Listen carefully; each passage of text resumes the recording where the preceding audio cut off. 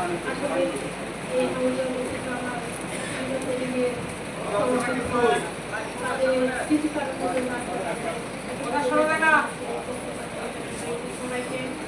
সবাইকে আমার আন্তরিক ভালোবাসা ও ধন্যবাদ।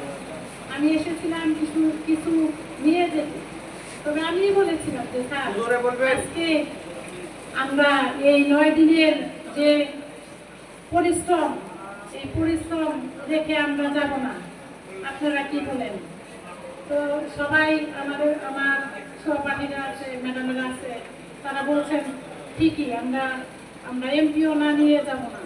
তো যাই হোক স্যার, আমরা আমাদের কতটুকু চেয়েছি আর কতটুকু পেয়েছি, তবে এইটুকু পেয়েছি যে এই সব নন এমপিও প্রজেক্টে যারা শিক্ষক শিক্ষিকা বিন্দু আমার সাথে অপ্রযুক্তের যারা আমার সাথে কথা হাত মিলিয়ে রাস্তায় থেকে গেছে রোজা রেখে, তাদের স্মৃতি তারা কোনোদিনও ভুলবো না, কিছু পাই আর না পাই এইটুকু পেয়েছি।